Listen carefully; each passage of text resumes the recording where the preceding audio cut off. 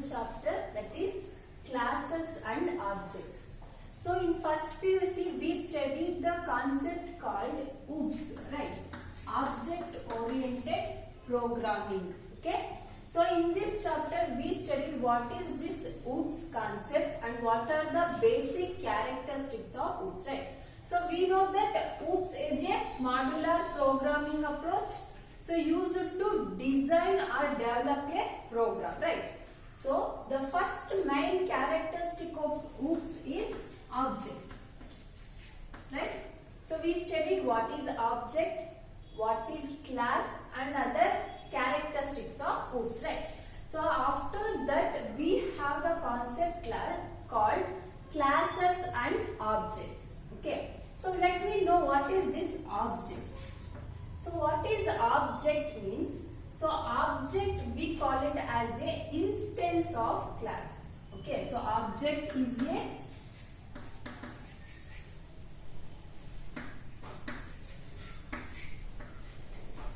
instance of class, or we can say that it is an real world entity, right? So this object we call it as a real time entity.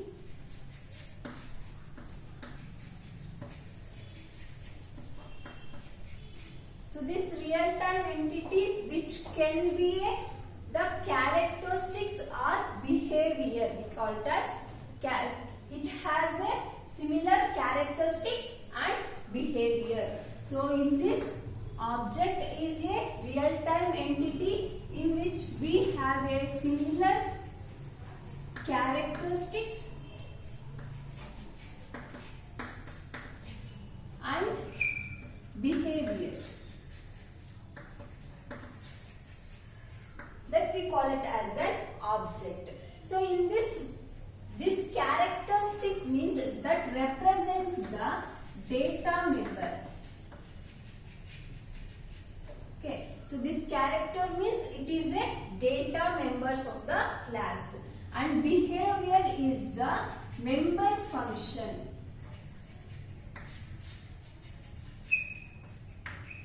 Member function of the class. Okay, so that we call it as an object. So object is a instance of class, or we can say that it is a real time entity in which similar characteristics and behavior. So these characteristics we call it as a data members, and behavior we call it as a member functions. Okay, so now we will go for classes. So what is this class? Okay, so to create this object we need a blueprint, or we can call it as a prototype. Okay, so to create these objects we need a blueprint or prototype. Okay, so with the help of this prototype we can create the objects. So this prototype we call it as a classes. So we can say that class is a prototype.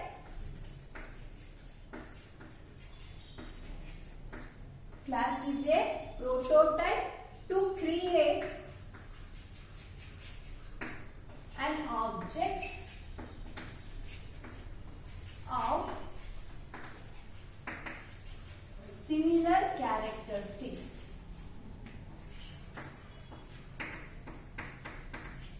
So that we call it as a class. So class is a prototype in which to create an object of similar characteristics, or we can say that class is a way of grouping the objects which is having the similar characteristics. That we call it as a class. Okay, so class is a way of grouping the objects which has a similar characteristics. So we are grouping the objects which has similar characteristics, that we call it as class. Okay, so in this class we have a data members and member functions, right? So in this class we have data members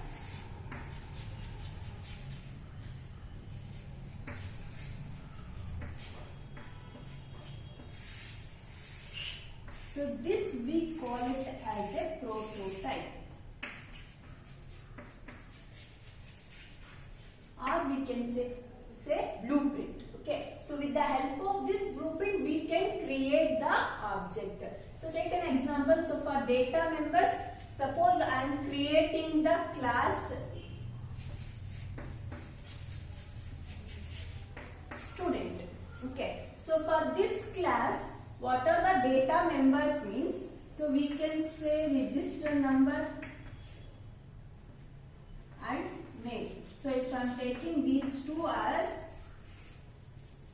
a variables, so these register number and name we call it as a data members, and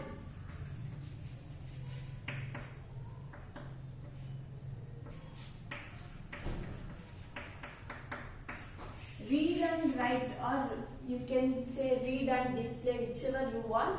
So these two we call it as a member functions. So the combinedly we call it as a class. So this is an example for how the data members and the functions are there, right? So we will go for class definition. So how to write the definition of the class. Okay, so we studied what is class and what is object, right? So now we will go for how to define the class. Means in first PUC we studied structures, right? So the structure will be defined with the help of a keyword called struct, right? So likewise,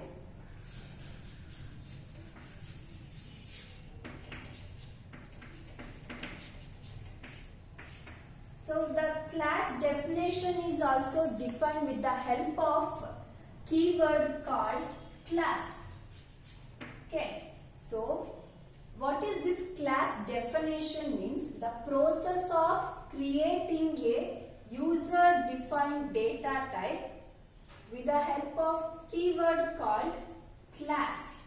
Okay, so with the help of keyword called class, which is having the data members and member functions, that we call it as class definition. Okay, so in other words we can say that the class definition is a process of naming the class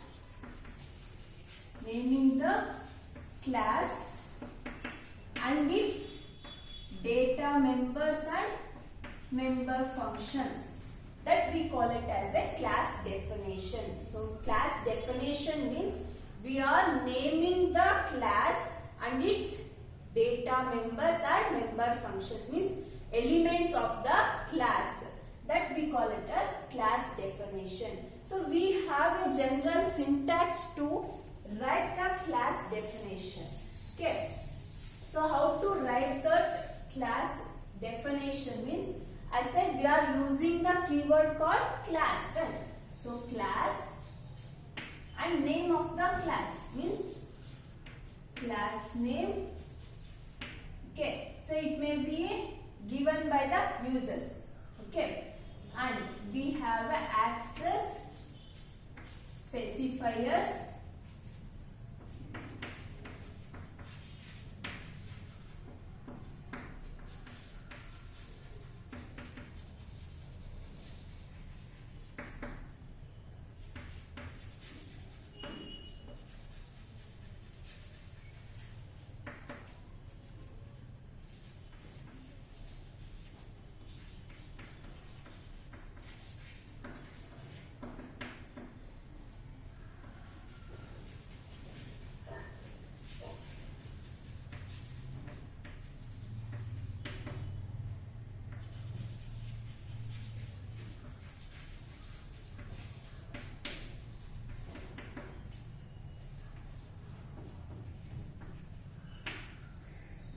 So this is a general syntax for class definition. So in this we are using the keyword called class. Its it shows that it is a beginning of the class definition. So this represents it is a definition of the class. And class name, so it is a user defined name given to that class. We are providing the name to that class.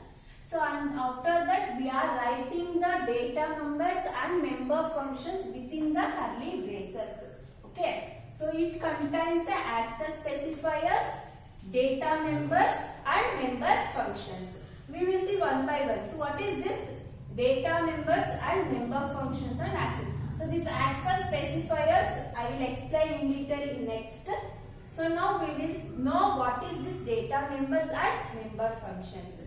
So this data members is a variable. Okay, so this data members is a variable which is associated to that class.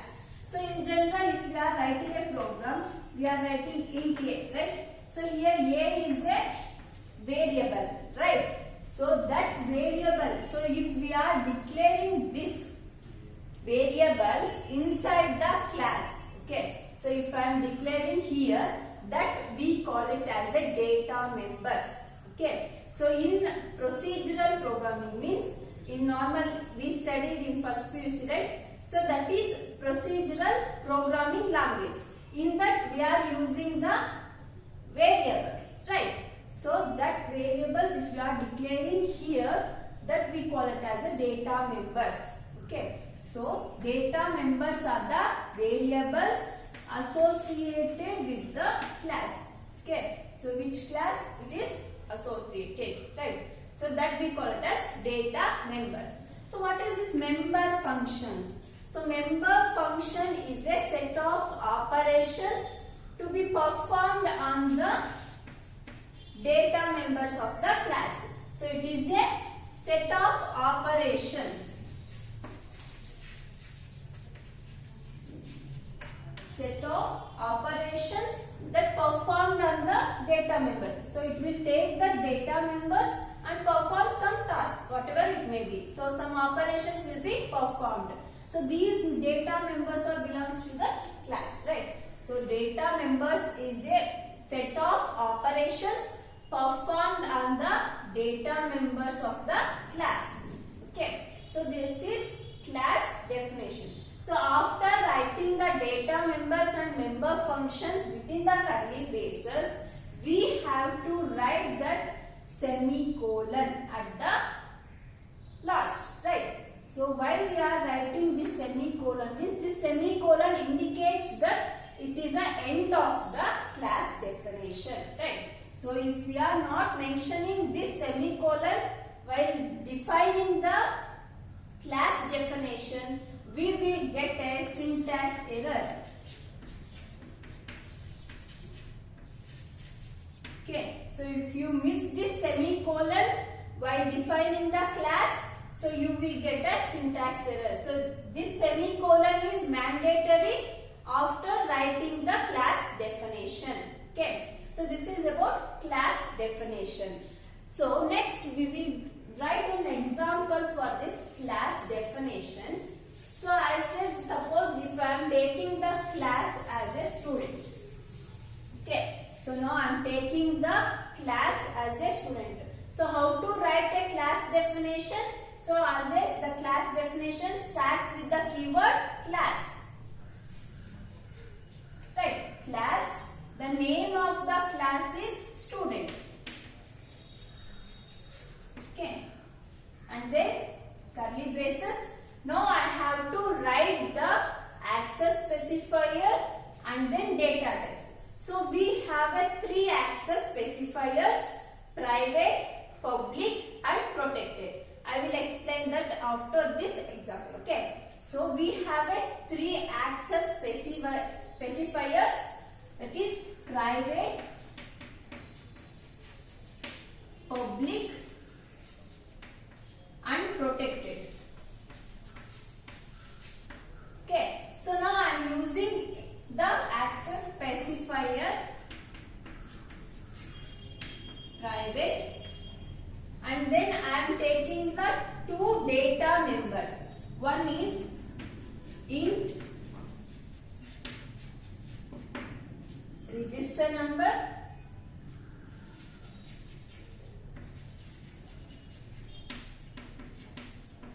char name. Okay, so now these two are the data members of the class student. Okay, then public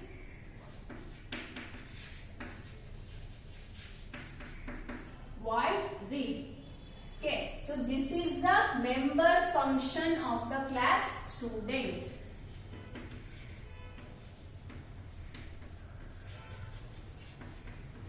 Okay, so these two are the member functions of the class student. So after this I have to close the class definition with a semicolon. Okay, so this is an example for defining a class. So this is the access specifiers, these are the data members, and these are the member functions. Okay, so this is how we are defining the class definition. So we know how to define the class definition now, right? So how to declare the class definition? Sorry, how to declare the class? So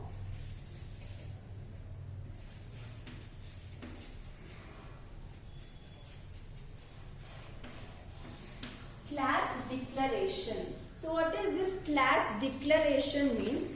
The class declaration specifies the representation of the data members. So in this class definition, it specifies the representation of the object of the class. So which class we are using? So that class object is specified or represented, that we call it as a class declaration.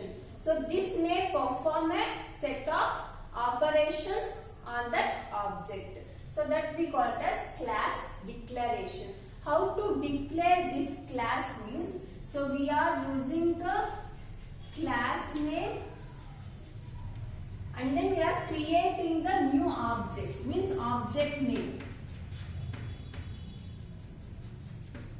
Then we will take the help of that object name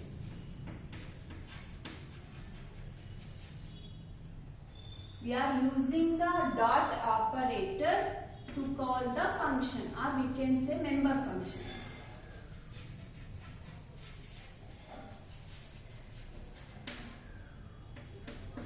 So this is the declaration of the class. Okay. So how to declare the class? What is the definition of the class declaration means? So it specifies the representation of the object of the class and set of operations that are performed by the supported by this object. So how to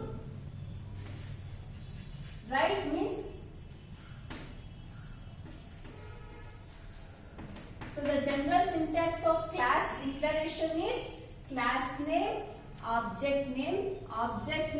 dot member function. So we are using the class as student, right?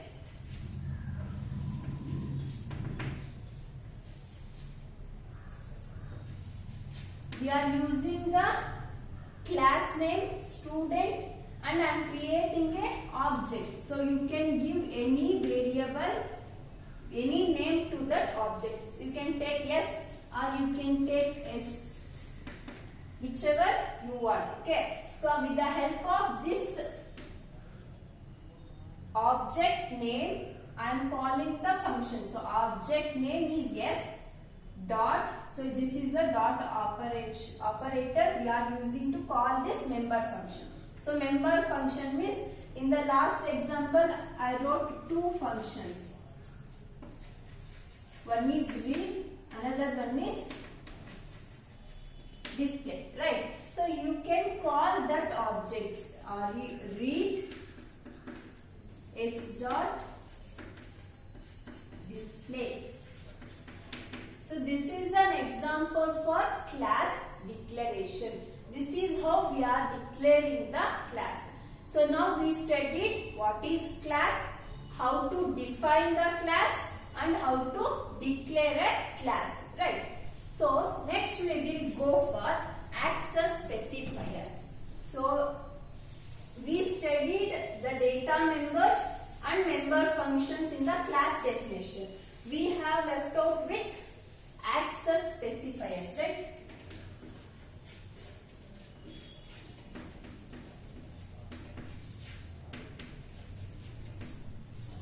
So now we will study what is this access specifier, why we are using this access specifier. So before going to this access specifier, let me know what is the main difference between OOPS and POP. Okay, so OOPS means object oriented programming, POP means procedural oriented programming. Okay, so in this, what is the main difference between these two programming languages? Security. Okay, so what is main difference means security. So in object oriented programming, it gives the security to the data. So how it will give security to the data means by hiding the data. So means we know the characteristics of OOPS, right? So in that we have one characteristic called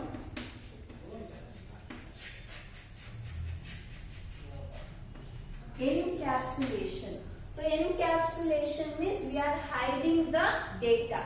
So if we are hiding the data, it obviously it provides the security to the data.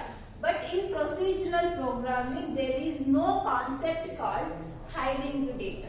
Okay, so that's why it doesn't have the security for the data. So that to provide this security to the data, we are taking the help of access specifiers. Okay, so why we are using this access specifiers means, so these access specifiers are the keywords. So we studied keywords, right? So these three are the keywords that defines the scope of the data members of a class. So why we are using this access specifiers? These access specifiers are the keywords used to define the scope of the data members. Means these access specifiers are the keywords, right? So that facilitates and provide the permission to access these data members. Okay, so it will provide the permission to access this data members, or we can use data member functions, that we call it as access specifiers. Okay, so what are the access specifiers? We have three access specifiers. One is private, public and protected. Okay, so these are the three access specifiers. Now we will study one by one. So what is this private access specifier? Okay, so first one is private access specifier. So what is this private access specifier means? So if we are writing the data members or member functions under the private access specifier, so those data will be accessed within the class. But we cannot access that outside the class. That we call it as a private access specifier. So private access specifier means we are writing the data members and member functions under the private access specifier that cannot be accessed outside the class, but it can be accessed within the class. So if you are writing the data members and member functions under the private sector, means private access specifier, So those data members or member functions will be accessed within the class. So inside the class we can access, but outside the class we cannot access those data members or member functions. Okay. So the example is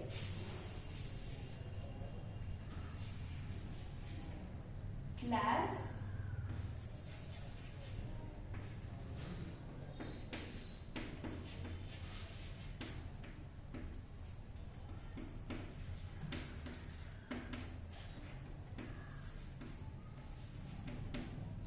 So under the private access specifier, I am declaring the two data members, right? I am writing two data members. Okay. So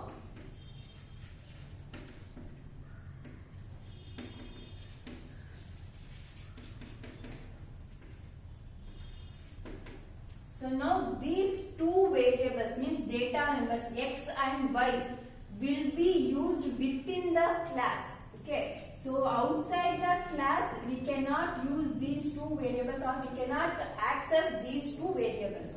So inside the class we can access these two variables, that we call it as private access specifier. Okay, so next we have public access specifier. So as the name says, public means we can use anywhere, right? So the data members are member functions which are written under the public access specifier will be accessed within the class and outside the class, that we call it as a public access specifier. So the data members, so if I write public here, so this x and y can be used outside the class also. We can use inside and outside the class, that we call it as public access specifier. So the example is, if I change the private to public, so it is public now. So these two data members can be accessed within the class and outside the class also. So in private access specifier, it will be within the class. In public access specifier, within, inside and outside the class. So next we have protected access specifier, right? So this protected access specifier is similar to the private access specifier. So in this, the data members are the member functions which are written under the protected. It will be accessed within the class, but not outside the class. Still we can, but it cannot be accessed outside the class, but still we can access that by the derived class and friend function.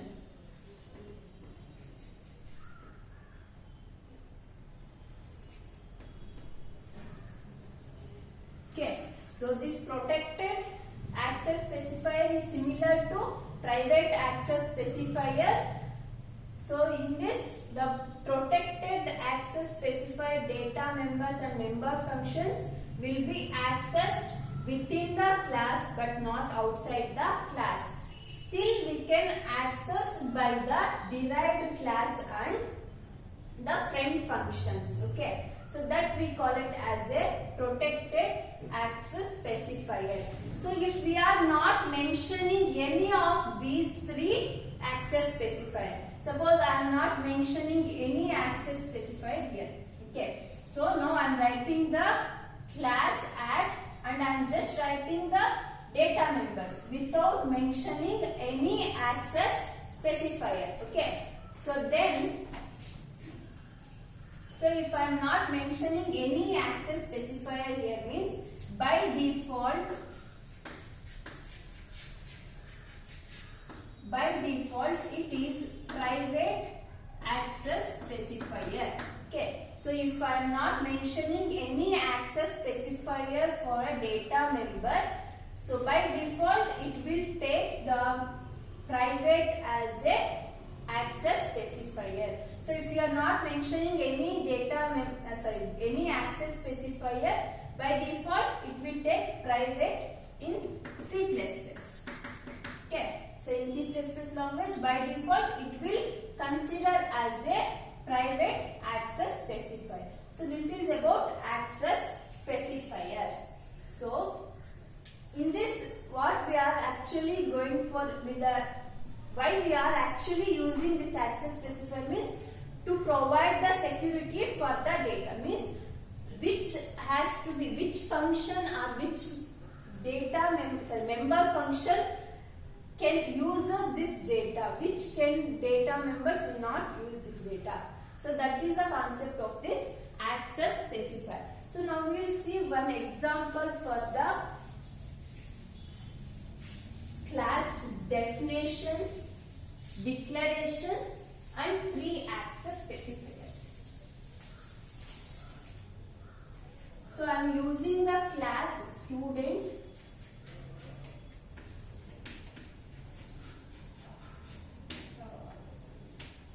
Okay, so this is a class, is a keyword and student is the name of the class. So I am providing here private. So this private is a access specifier.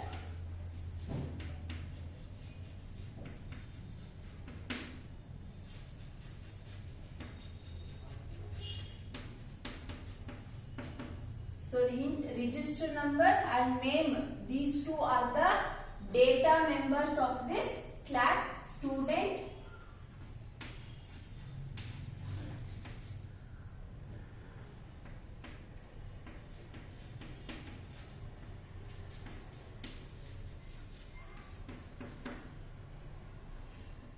So this void read is a member function. So if I am writing a semicolon, so that indicates the prototype of that member function. So we studied in first year, right?